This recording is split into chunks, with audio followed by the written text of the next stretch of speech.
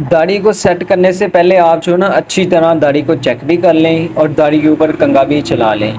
तो ये दाढ़ी को चेक करना क्यों ज़रूरी होता है और दाढ़ी के ऊपर कंघा क्यों करना ज़रूरी होता है और गुलाई वाली दाढ़ी को कैसे सेट किया जाता है, स्पेशली उन कस्टमर के लिए जिनकी दाढ़ी का साइज़ ज़्यादा हैवी होता है। नॉर्मल दाढ़ी तो गुलाई में हर कोई सेट कर लेता है, लेकिन आज हम आपको जो ना बड़ी लेंथ वाली जो दाढ़ी है उसको ट्रिम करने का तरीकाकार भी समझाएंगे और साथ आपको जो ना गुलाई वाला ख़त जो है ना वो करने का तरीकाकार समझाएंगे। आए दोस्तों, हम आपको सिखाएं कान की सफाई से लेकर मूँछों की सेटिंग, आईब्रो की सेटिंग, दाढ़ी की सेटिंग और ख़त लगाने की लाइनिंग की सेटिंग। यानी कि हम आज आपको जो ना ए टू जेड प्रॉपर ख़त करने का तरीकाकार समझाएंगे, बड़ी लेंथ में दाढ़ी की सेटिंग करके मशीन के साथ लाइनिंग लगा के।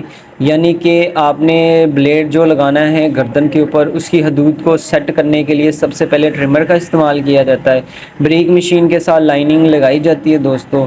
अगर आप बड़ी दाढ़ी को सेट कर रहे हैं तो आपने सबसे पहले कंघा चलाकर फिर आपने जो ना मशीन के साथ, अगर गर्दन के ऊपर कस्टमर ने ब्लेड वगैरह लगवाना है तो आपने जो ना गर्दन वाले एरिए पे मशीन के साथ इसकी चौरस शेप में जो ना सेटिंग कर लेनी है। तो ये जो ज़रूरी चंद पॉइंट है आज इस वीडियो में हम आप लोगों के साथ शेयर करने वाले हैं। तो welcome back to Mudassar hair salon 2 दोस्तों, मैं आपका अपना मुबशर। और आज की इस गुलाई वाली वीडियो को स्टार्ट करने से पहले आपसे रिक्वेस्ट है, अगर आप हमारे चैनल पे न्यू हैं तो सब्सक्राइब हमारा official channel Mudassar hair salon 2 दोस्तों, जिसमें जो ना हम आपको बियर्ड को सेट करने का तरीका, बियर्ड को ट्रिम करने का तरीका और शेविंग करने का तरीकाकार और हर किस्म की कटिंग करने का तरीकाकार, मसाज वगैरह करने का तरीकाकार और कलर्स वगैरह लगाने का तरीकाकार, यानी कि सलून की तमाम कैटेगरी जो ना स्टेप बाय स्टेप समझाते हैं।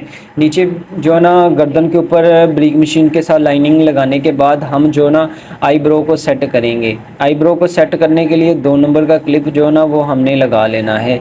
अगर कुछ कस्टमर होते हैं जो ना आईब्रो का वेट जो ना वो ज़्यादा रखवाते हैं, अगर कोई कस्टमर कहे कि मैंने भारी रखनी है तो आपने 8 नंबर का क्लिप लगा लेना है, वरना नॉर्मल जो है ना 2 नंबर का क्लिप जो ना वो आईब्रो पे लगता है। 2 नंबर का क्लिप आईब्रो पे लगाने के बाद हमने जो ना भाई के फेस के हिसाब से जो ना मूँछों के ऊपर मशीन लगानी है। तो इनको जो सूट करना है ना मूँछों के ऊपर मशीन लगाने का पॉइंट वो है 0.5। 0.5 ट्रिमर जो ना हमने लगा लेना है मूँछों के ऊपर, फर्स्ट साइड, सेकंड साइड और सेंटर वाला पोर्शन। जब हम प्रॉपरली मशीन लगा लेंगे मूँछों के ऊपर, यानी कि मूँछों को ट्रिम कर लेंगे, तो हम जो ना हर मरहले के साथ जो ना दाढ़ी का एक स्टेप करीब जाते जा रहे हैं।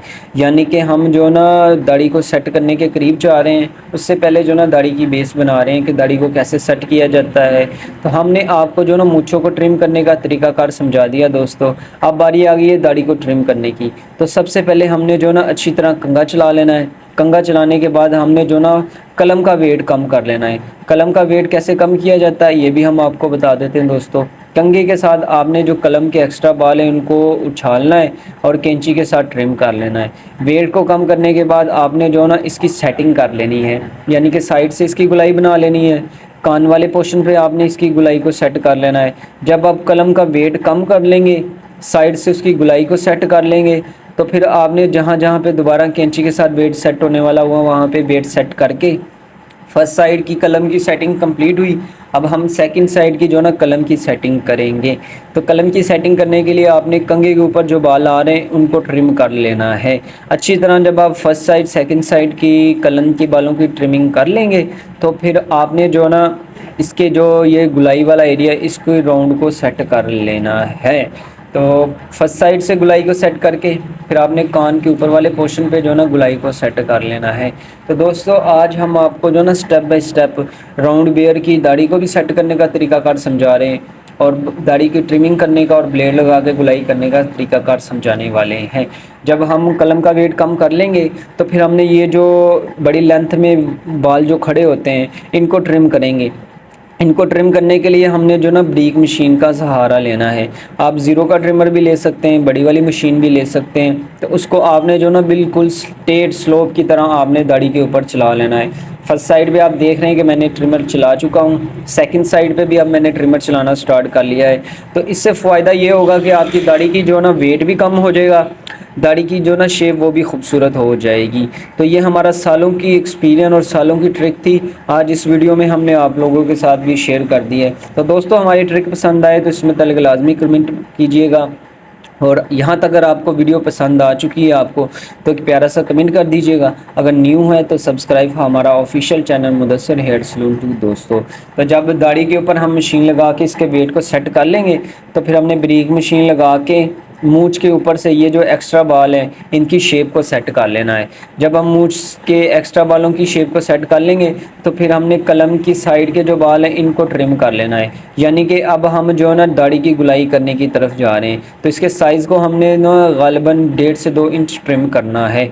तो कैंची की फ्रंट वाली नोक के साथ हमने जो ना ट्रिमिंग करना स्टार्ट कर लेनी है। अब टोटली ट्रिमिंग जो ना हमने गुलाई की शेप में करनी है।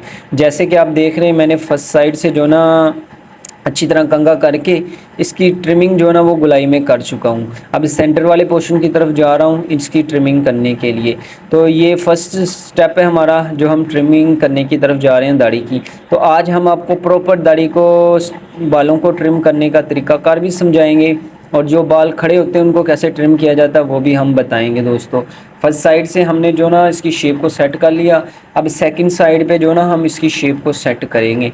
तो कैंची की फ्रंट वाली नोक का इस्तेमाल करना हमने अच्छी तरह। जब हम कैंची की फ्रंट वाली नोक का इस्तेमाल करते हुए दाढ़ी को सेट कर रहे होंगे तो रिज़ल्ट आपके सामने दोस्तों, दाढ़ी की खूबसूरती आपके सामने है। इस पे ना हमने कोई ब्लोर लगाया ना कोई केमिकल लगाया है, हमने इसको जो ना ट्रिमिंग किया है वो भी ट्रिमिंग के अंदाज़ में। तो जैसे जैसे हम इसकी ट्रिमिंग कंप्लीट करते जा रहे हैं इसकी गुलाई बड़ी खूबसूरत होती जा रही है, आपके सामने रिज़ल्ट है। तो इस तरीके के साथ आप जो ना अपने सलून के ऊपर दाढ़ी की ट्रिमिंग किया करें मेरे कहने का मतलब, तो आपको रिज़ल्ट बड़ा खूबसूरत लगेगा। अब फाइनली जो ना हम गुलाई का राउंड बनाएंगे और इसके बाद हमारी ट्रिमिंग जो ना वो कंप्लीट हो जाएगी। इसमें हमने ध्यान रखना है, हमने कैंची को ज़्यादा जो है ना वो खुला नहीं करना, यानी कि कैंची का मुंह जो ज़्यादा नहीं खोलना। हमने नॉर्मल सी कैंची खोल के और इसकी गुलाई को सेट कर लेना है, यानी कि इसके राउंड को अब ना हमने कंप्लीट कर लेना है। जहाँ जहाँ पे बाल खड़े वहाँ पे इसको अच्छी तरह ट्रिम करके। तो दोस्तों यहाँ तक हमने आपको प्रॉपर जो ना दाढ़ी की बेस बनाने का तरीकाकार समझा दिया है। उसमें आईब्रो को सेट किया, मूंछों को सेट किया, कान के ऊपर से एक्स्ट्रा बालों को सेट किया है, और ये जो दाढ़ी के नीचे से राउंड है उसको सेट किया है। अब फाइनली हमने दाढ़ी की प्रॉपर जो ना ट्रिमिंग कर चुके हैं। अब दाढ़ी की ट्रिमिंग जो ना वो कंप्लीट हो चुकी है, इसकी चेकिंग वगैरह बैलेंस वगैरह चेक कर लिया है तो ये ओके है।